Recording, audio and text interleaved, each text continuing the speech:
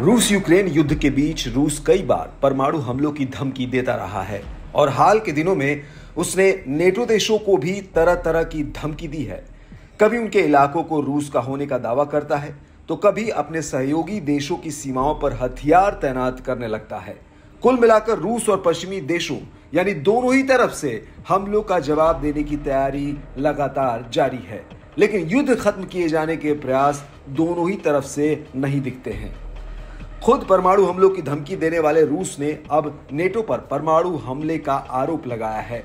रूस की संघीय सुरक्षा सेवा एफएसबी की बॉर्डर सर्विस के प्रमुख और उसके डिप्टी डायरेक्टर जनरल व्लादिमीर कुलिशोव ने नेटो पर आरोप लगाया कि वो रूसी धरती पर परमाणु हमलों की तैयारी कर रहा है। उनके इन आरोपों से नए शीत युद्ध की चिंता बढ़ गई है। रूस के बॉर्डर गार्ड डे के मौके पर कुलिशोव ने रूसी सीमाओं के पास नेटो के आक्रामक युद्धाभ्यास की बात की है।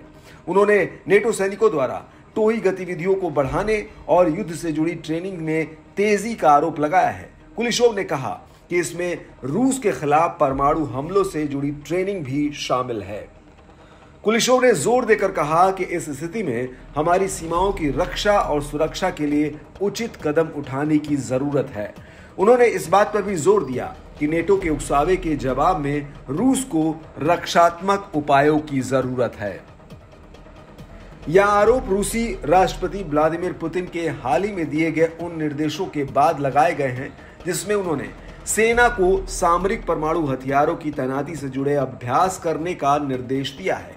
रूस ने इन युद्धाभ्यासों के पीछे पश्चिमी खतरों का हवाला दिया है। इससे अंतर्राष्ट्रीय समुदाय में भी खतरे की घंटी बज गई है।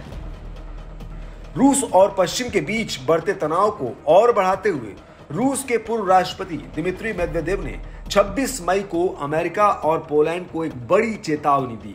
उन्होंने कहा कि अगर अमेरिका यूक्रेन में रूसी ठिकानों को नष्ट करता है तो इससे विश्व युद्ध शुरू हो जाएगा।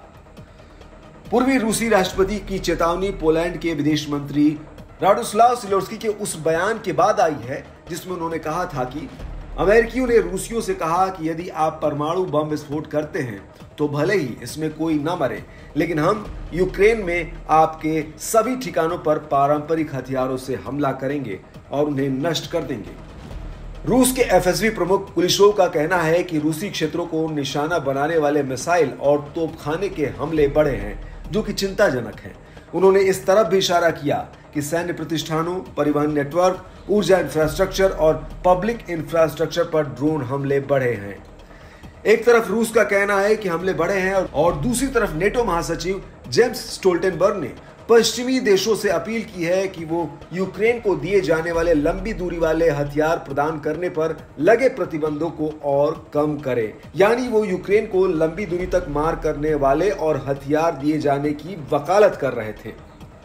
उनके इस बयान के बाद नेटो और रूस के बीच तनाव और बढ़ गया है। स्टोल्टेनबर्ग की अपील पर रूसी अधिकारियों ने कड़ी प्रतिक्रिया दी है और क्रेमलिन प्रेस सचिव दिमित्री पेस्कोव ने नेटो पर सैन्य बयानबाजी में शामिल होने और तनाव बढ़ाने का आरोप लगाया है।